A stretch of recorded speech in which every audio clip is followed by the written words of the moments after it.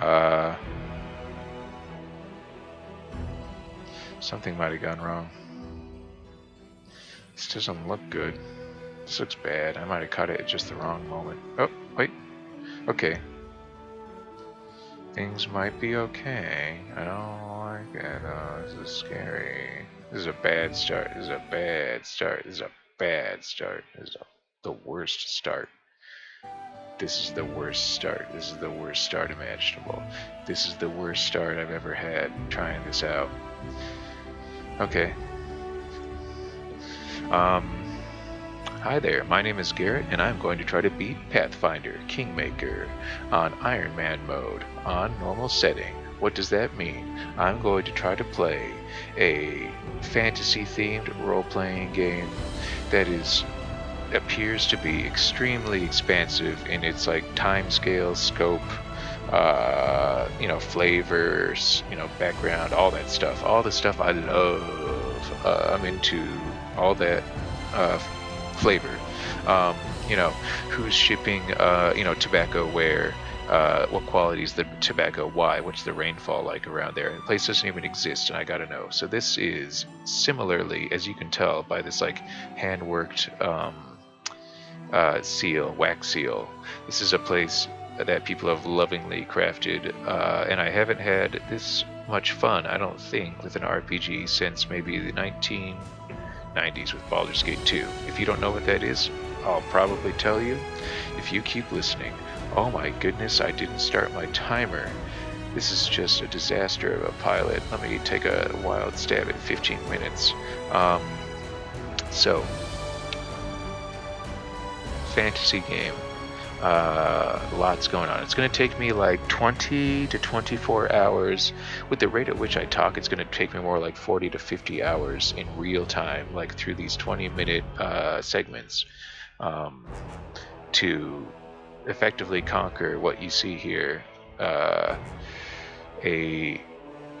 good, we'll call it 100 square mile chunk of what I liken to an unpopulated or an uncivilized, or rather, a sort of southern Finland with no major population centers and and kind of a glut of wild magical animals and unscrupulous bandits. And I get to conquer it. Like I said, that's going to take me like 50 hours at this rate, and then after that, I imagine there's another 100 to 200 hours of gameplay or something, and with the rate at which I'll probably handle it with my life and everything else going on, it's going to be like hundreds of hours. So I haven't given anything this emotional investment, like a TV series. I don't think I've given this much time. So may as well record myself. I tried doing this once before. I died 2 hours in. This music is extreme, I'll admit. But the idea is that you'll turn it down so that it shouts over the ads. So as long as it's down to your preference, the ads can't get you, right? That's my reasoning. Let me know in the comments or something if this goes to YouTube, if my logic is flawed. It's right, I'm making this for YouTube. Watching people do this calms me. I like it when they explain every minute detail, even though I might already know it. I like to hear their perception, and I usually come away feeling educated, even in seemingly unrelated areas like diction, rhetoric, posture, linguistics, that sort of thing. And so it's for that reason too, an opportunity to learn, interpersonal and like public speaking, stuff like that. Watch myself, eyes straight forward, interview stuff. So I'm gonna beat this game. You're here with me. I'll explain this and the related world of, role-playing games, fantasy, probably sci-fi. Why is this? Why, Garrett? Why don't you watch sports like a normal person? Why don't you play sports like a normal person? I kind of do, but why don't you watch sports? Why don't you watch good, engrossing, high-budget, TV series? Why don't you watch the same movies over and over. Why don't you read a book? I do. I listen to audiobooks. I try to read books. It's been a little while, I'll admit. But every once in a while, the hunger takes me. Sometimes I want a goofy fantasy to inspire my imagination when I'm in a up mood. Sometimes I want something, historical or nonfiction, because I feel like I have a different hunger. Right now, I'm hungering for some high adventure with a cast of characters that walks the line between cartoony and gritty, I suppose you could say. And it's interesting. There is kind of like a cel-shaded cartoony aspect, but there's also a very, grand, austere, or not austere, ostentatious. Yeah, ostentatious air. It walks the path. I'll show you. Check it out.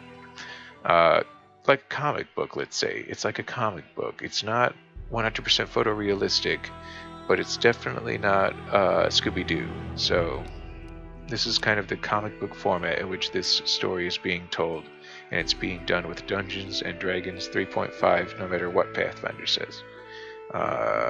And normal mode, the enemies actually kind of slap fight you, and that's not what I'm here for. But challenging mode, and then enemies are inordinately, or rather unjustifiably tough. So let's tone that back, because the real challenge is here.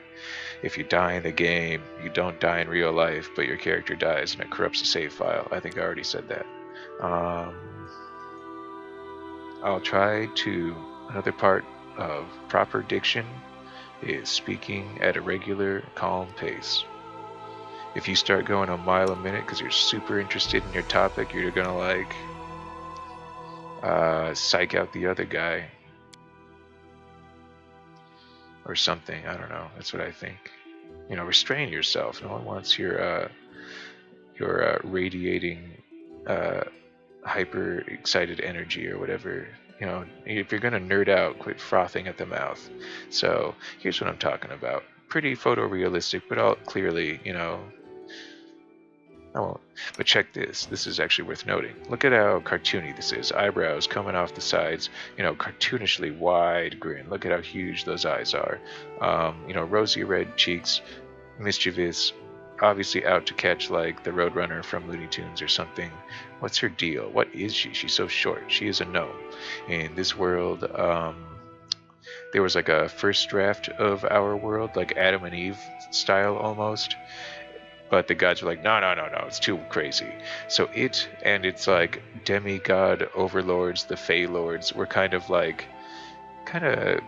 swept aside, or like shoved behind curtains or whatever, veils. So they're still around. They're practically overlapping with our world, some alternate dimension, I guess you could say.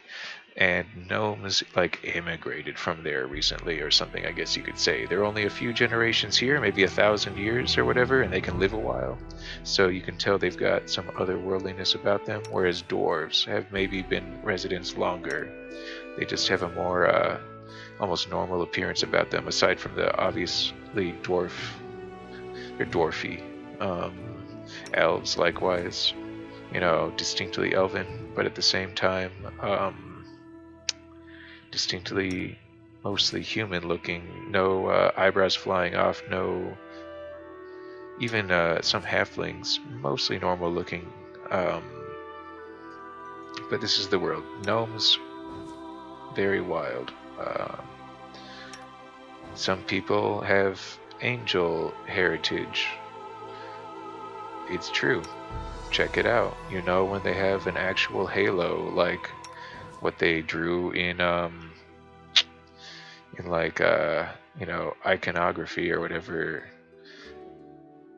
So to some people that's sacrilegious. Don't worry, this isn't like a Satan worshipping game. They're just like, if this is a world of the Pantheon, then some of the servants of the divine, really took favor on some people, and a few generations later, it reveals itself in a typically heroic, good-aligned individual. There are evil-aligned people with evil demon blood in their ancestry because someone made a pact with the devil, and so that can happen.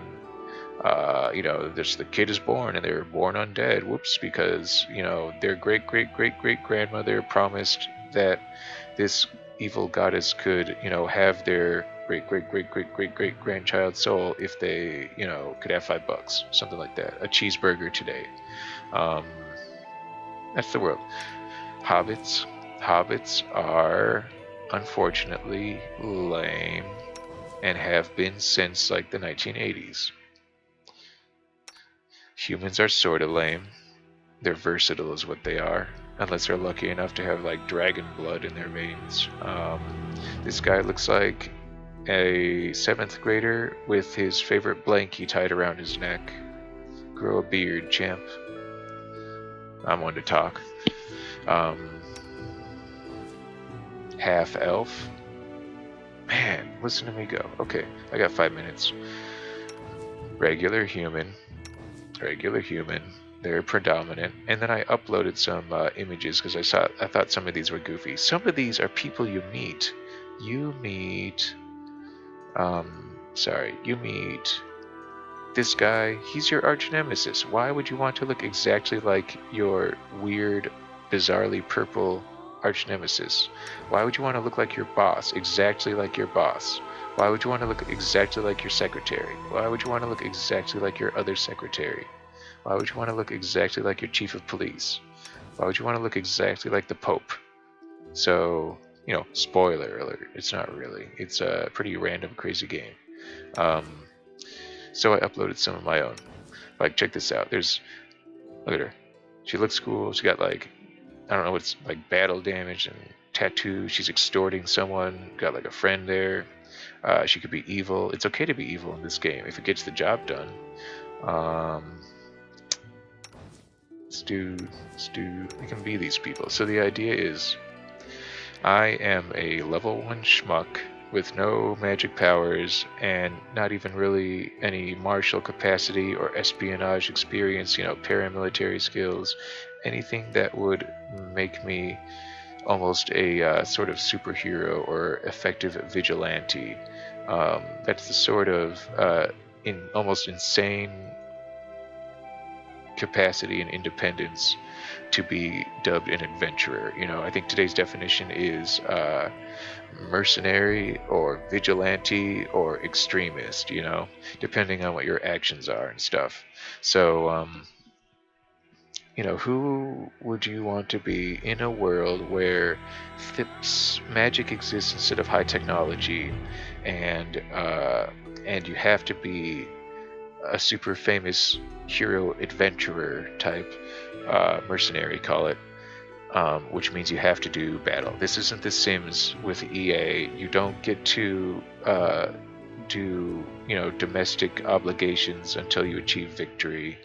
You have to. This is based off of wargaming, and it's like a survival simulator thing. And now it's a kingdom simulator. And now I guess it's going to be like a total war simulator, if not now, eventually.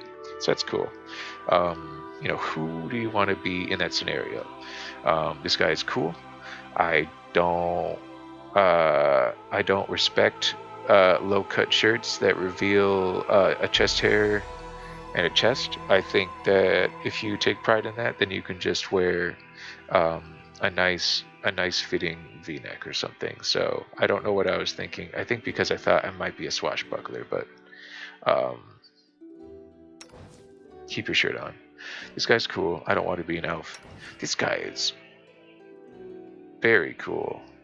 Probably. Maybe. I don't plan on having a broadsword. I don't plan on wearing a chest plate. This guy's cool. I've been this guy a couple times. I actually died as this guy. So let's hope that doesn't happen again. Anyway, these guys don't matter. Let's pretend I'm gonna be... oh, shoot. Yeah, this guy, I like the Frozen North look. There's a cool game that this reminds me of. Let's see. And so here we are, at least now. So, what's your heritage? I was talking my head off about, you know, all this, and now here they are. So, angel blood, orc blood, elf blood, halfling, you poor soul. No, not bad, actually. Dwarf used to be kind of bad, is now extremely good. Elf used to be too good, is now still very, very good, and everybody wants to be them. Humans, they're everywhere. They breed like rabbits. They run the gamut. They come in every size, shape, and color. Humans, a dime a dozen. We typically want to be special if we're going to be the protagonist of a story. Um, these guys are just incredibly good. I feel a little bad picking it. These guys are tremendously ugly and have tusks jutting from their lower lips. You can only really, if you're a Shrek fan, I suppose, this is perfect. Somebody once told me the world was going to roll me. I ain't the sharpest tool in the shed, but I took my orcish double axe and cut them in half, and they looked pretty dumb themselves, so that sort of thing. They're very good at surviving in that respect. Hard to kill an orc, even if you stab him in the heart. He's gonna get at least 6 seconds to get you back for that. And they're pretty good at that sort of thing. They're 6 to 7 feet tall to start. They're typically not weak no matter what they do, and they can do anything at all. It's a huge thing about this game. It used to be you could only be human, elf, dwarf, halfling, and depending on what you were, human, you can do just about anything. Elf, you can be a fighter or a wizard or a fighter wizard, that's cool. Dwarf, you can be a fighter or a cleric or a fighter cleric, that's cool. Halfling, you can be a fighter or a fighter peasant, literally, that's lame. There, I did it. That's the races, folks. The races of the Fantasyland. Next I'll do jobs and maybe gods. There's a pantheon. See you then.